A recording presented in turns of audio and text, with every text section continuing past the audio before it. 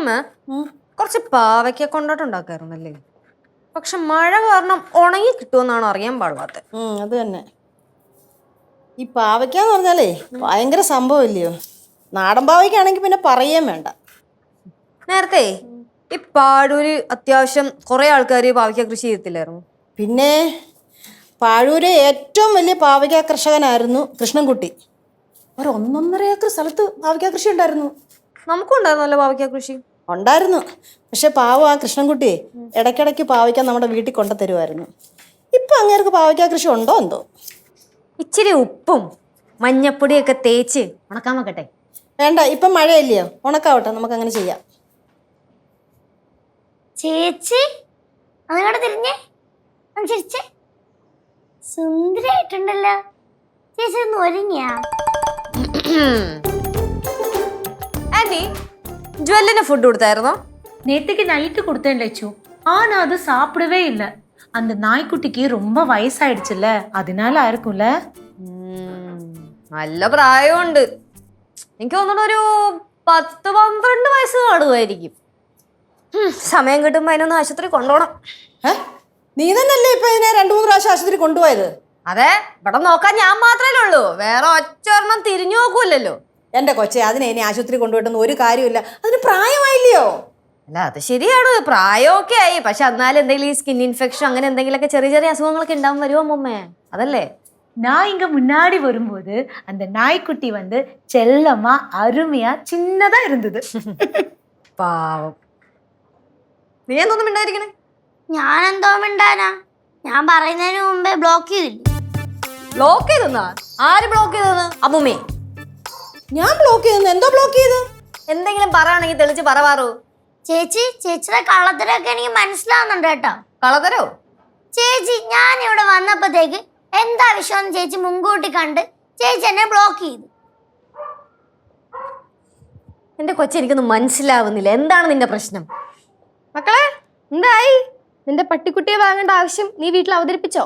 അമ്മൂമ്മ എന്ത് പറഞ്ഞു? പട്ടിക്കുട്ടിയെ മേടിക്കുന്ന കാര്യോ? ഞാനൊന്നും അറിഞ്ഞില്ലേ. അയ്യോ, അമ്മൂമ്മ പറഞ്ഞില്ലായിരുന്നാ? ഇല്ല. എന്നാലും പറഞ്ഞില്ലേ? ഹാപ്പി അല്ലേ?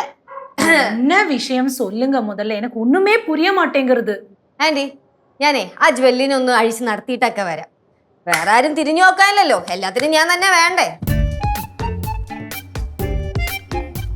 பாரு, என்ன விஷயம்ப்பா சொல்ல? എനിക്കൊരു പട്ടിക്കുട്ടിയെ വേണം.